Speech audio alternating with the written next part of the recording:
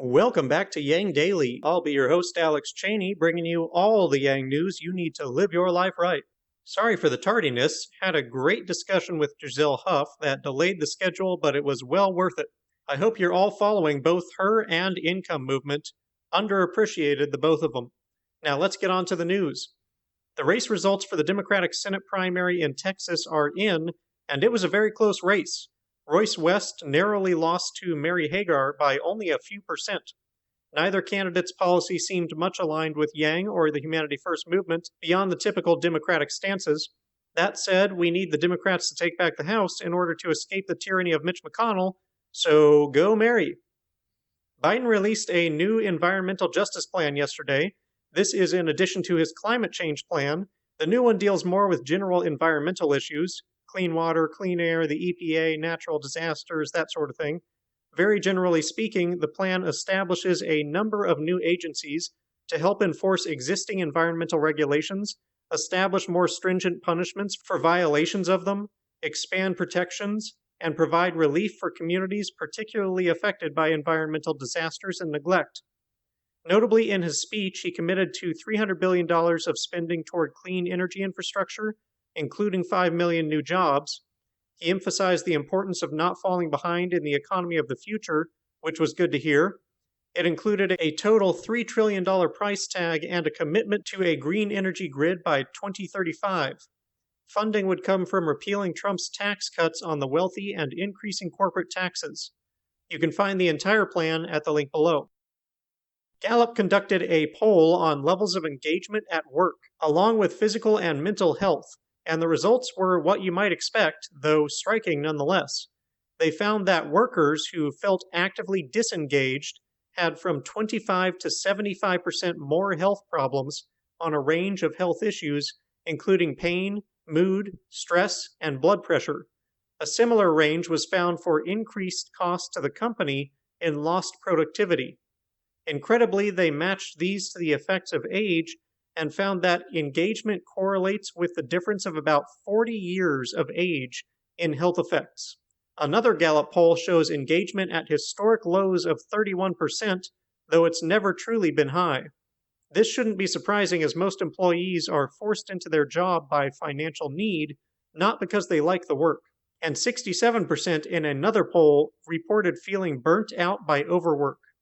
Just one more piece of proof of the benefits of UBI. When everyone can afford to pursue work they are truly engaged with, productivity will go up, not down, as will health. Barry Weiss's resignation letter from the New York Times has been causing quite a stir online, including eliciting a message of support from Yang. In short, the letter lambastes the Times for political bias, tribalism, cancel culture, toxic work environment, and more. Ironically, Barry says the bent is for progressivism, which was not quite our experience with them during the campaign. Anyway, make of it what you will, you can find the full letter below. If you've ever wondered what a raving partisan tirade opposing the right to vote sounds like, Tom Cotton has you covered. Here's a sample of the sort of bullcrap these politicians feed into the ears of uninformed voters to get them to vote against their very right to vote for who they want. Quote, "Once again, out-of-state liberal billionaires are trying to use our Constitution to change Arkansas into the kind of state they think it should be. Liberal, woke, and progressive. Their scheming strikes at the system of elections, which is the very heart of our representative democracy. One billionaire says her mission is to change the country and views her work as a kind of laboratory for the country. But Arkansas shouldn't be treated as lab rats in their radical experiment to rig our elections. That radical experiment is something called ranked choice voting, which would abolish the election system we've used all throughout our lives. Put simply, ranked choice voting would rob you of your right to pick who represents you. Now that the local cat's paw of these out-of-state liberals has submitted a constitutional amendment to impose ranked choice voting on unsuspecting voters, Arkansans need to know the danger of the scheme before it's too late. The Founding Fathers designed our elections to give us a simple method of representation. The candidate with the most votes wins. Today, we can vote in a primary, and we can even pick the primary in which to vote without belonging to a party. Then there's a campaign for candidates to make their case, and finally we select a winner in the November election. It's straightforward. Arkansans are familiar and comfortable with this system, which our country has used for hundreds of years because it works, and it's a core tenet of our democracy.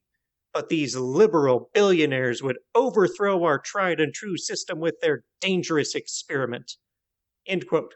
It goes on, but I think you get the picture. We should do things the way we've always done them because they've always been done that way. Never mind that political science rates our plurality vote dead last in terms of people getting the candidate they want. Never mind that ranked choice voting ranks far higher on the same scale. Just like mail-in voting and voting without racially biased restrictions, getting to express your opinion on all the candidates instead of just one is just another liberal conspiracy to destroy the world. The funniest part was when he went on to call his own constituents too dumb to grasp the concept of a vote transferring from one's first choice to one's lesser choices. Bold move, Tom. I feel the need at this point to state that this conspiracy nut was elected to represent the American people in the Senate. This is what happens when people are kept stressed, burned out, and uninformed. Moving on, an enterprising YangGanger named Will has started making wood-carved Humanity Forward signs, I assume for sale. They're pretty good looking. Check it out below. And finally, I'll throw in some Yang goodness for the close. Yang tweeted out some of his ideas for new names for the Redskins yesterday. Here's the full list. Warlords, Red Giants, Justifiers, Generals, Monuments, Gladiators, Super Patriots, Swamp Dragons, Humidity, Lobbyists, and Politicians. Lots of good ideas in there. Swamp Dragons would be interesting, but Trump fans might get the wrong idea, so probably not on that. Personally, I'll vote for Humidity. It would be a very unique name, it would be hilarious to hear commentators struggle over how to use it in a sentence, and having grown up in Oklahoma, I consider it the scariest of the lot. Nothing will strike fear into the hearts of the enemy like humidity.